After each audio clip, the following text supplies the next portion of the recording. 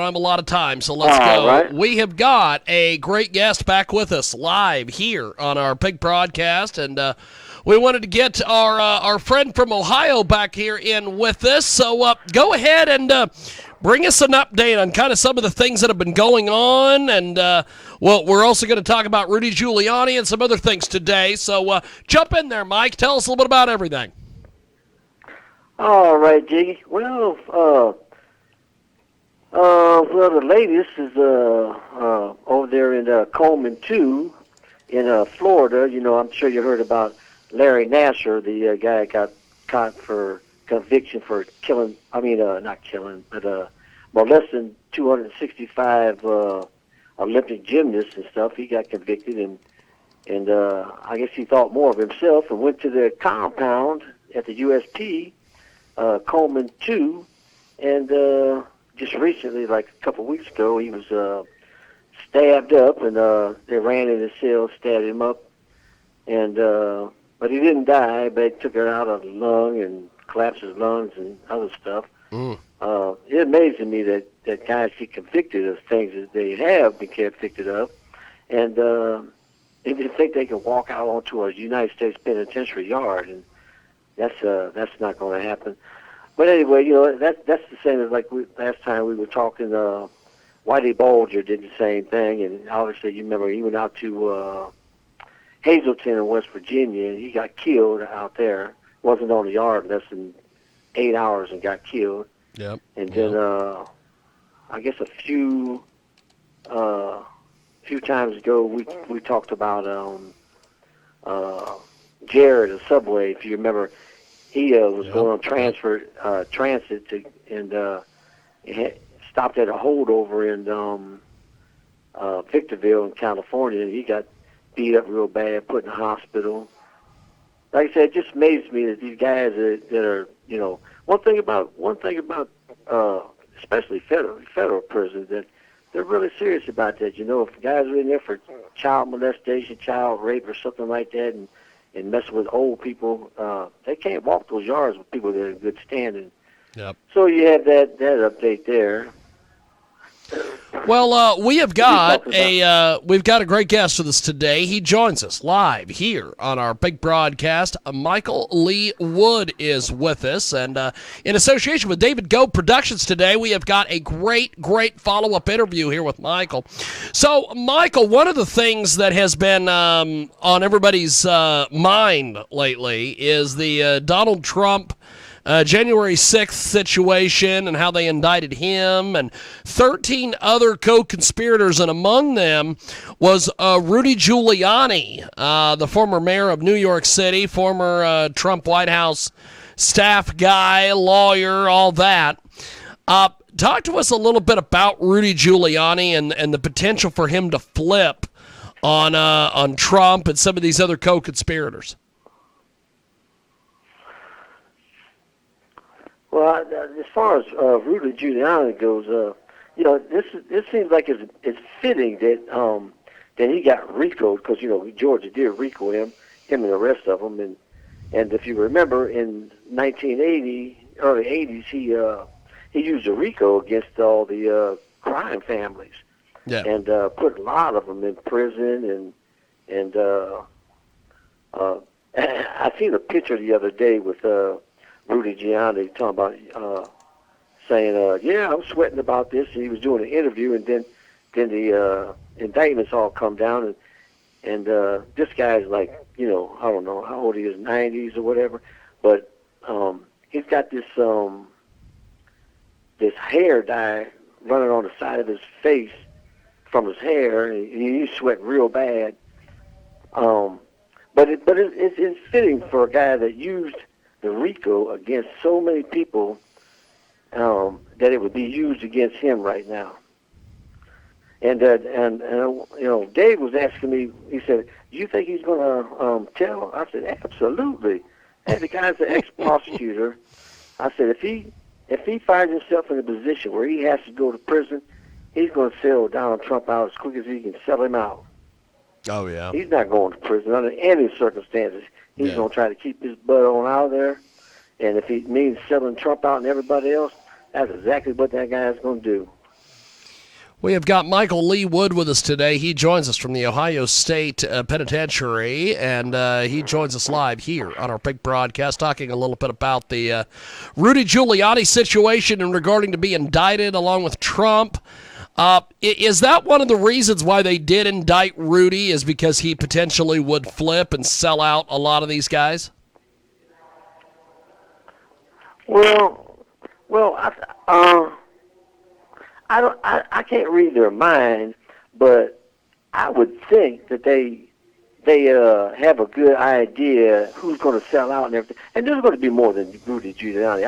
I can guarantee you that. Out of I think there's 18 altogether. I think that at least probably 8-10 of them are going to take some type of deals. Especially if they know they're going to come to prison. I mean, they're already used to people. Now they got that Mar-a-Lago dude, he's testifying, and he's going to bring evidence against Trump. So, there's going to be more people just going to take the high road and say, hey, listen, I ain't going to prison for this guy. And they're going to do whatever's needed they need to do to save themselves and throw him under the bus. We have got Michael Lee Wood with us today. He's going to be one of the first ones. Yes. Guarantee he is. Well, see, this was one of my first thoughts when they indicted everybody, and one of the guys they indicted was Rudy Giuliani. I thought, there is no way that they indicted him because they didn't think that they were going to be able to get him to flip on Trump and all these guys. So that is expert analysis there from our guest today, Michael Lee Wood. He joins us live from the Ohio State Penitentiary in association with David Go Productions today. We are talking with Michael about some of the different things going on out there in the world. So I want to follow up here on this this gentleman that you mentioned earlier who was stabbed in his cell. He did all those molestations with the Olympic team. Talk to us a little bit about this, my friend. Well, like I said, it amazes me, man, that these, that type of person can think that they can actually walk onto a United States penitentiary and a yard and can exist around dudes that are in good standing. And what I mean by good standing, I mean that all their paperwork's checked out. There's nobody that anybody knows that's got messed up paperwork, that's got a downward departure, meaning that they've told on their co-defendants or anybody else. And he just waltzes out there just like he's got a green light to do whatever he wants to do. And granted that there's a difference between Coleman 1 and Coleman 2 in the feds in Florida. Coleman 1 is a hard yard. It's where everybody's supposed to be in good standing. Whereas Coleman 2, where he went, it's got a lot of the dropout guys from the gangs. It's got a lot of snitches. It's got a lot of dudes like him, child molesters, rapists. But still, when they go to even a messed up yard like that, where most of them guys are hiding out, somebody sees an opportunity to get in the news, to take care of business, because no matter how they see themselves, is no matter what they've done, whether they've dropped out of the gangs or hiding out from their gang or whatever it is, they're still against child molestation and following little kids and stuff like that. So what I was told was one guy ran into his cell, started stabbing him, and then 3 or 4 other dudes ran in there and helped get him off of Larry Nassar. And because Dave was asking, why would they help out Larry Nassar? I said, well, look, they went in there, they weren't helping Larry Nassar. What they were doing was helping themselves, because by helping get him off of Larry Nassar, saving his life, what they did was they got a green light by the administration, by the Bureau of Prisons, that all those guys will eventually be going to some camp or something out of the pen, which is like night and day compared to where they're at right now. Yeah. So they did that more or less for themselves. They don't care about the guy, but they did that to promote themselves, where they could go to a lesser security and don't have to deal with what they have to deal with in the pen. We have got a great guest with us today. Michael Lee Wood joins us today from the Ohio State Penitentiary in association with David Go Productions. We are talking with Michael today about some of the different updates on some of the different folks that are out there across the spectrum. I understand you recently did a pretty interesting interview with a major publication. Talk to us a little bit about this, Michael. Which one? Well, I was told by David you've been doing a lot of media lately. So I was just wanting to have you give us a play-by-play and a blow-by-blow on all this. Well, I did. I've been talking with Bob Guccione Jr. Okay. I've actually known Bob since about 1999 when I ended up doing a monthly column for his international magazine, Gear. And I did it for 3 years. And but anyway, he read one of my books and liked it, and so he did personally he did a review on it, and which would be in his next online magazine, the Wanderlust. Yeah. So that's cool. And then in October I'll be doing a phone interview with Spin Magazine. That's awesome. I'm looking forward to That's that. awesome. Spin Magazine's pretty big.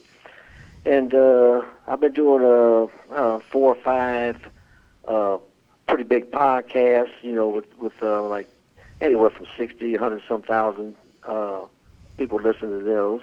Fantastic. So Fantastic. basically, I was doing with those, just talking about prison and the physical, psychological aspects of doing time. Because I got another book coming out in about 6 months. It's a prison book. It's all based on my 45, almost 46 years of experience in prison. All the physical, psychological aspects of doing time. Yeah. It's going to have a lot of the pictures of me and high-profile prisoners that I became cool with, like pictures with me and Doc Secure, the rapper Tupac's father, Larry Hoover, Charles Harrelson, which is actor Woody Harrelson's father, which he ended up dying at the ADX. And speaking of that, Doc Secure, Tupac's father, he just died July 6th of cancer, so he's gone now. But anyway, there's a lot of pictures in this book and a lot of articles from back in the day when I was a rowdy guy. A lot of front page news and stuff like that, and but just I've just been keeping busy writing books.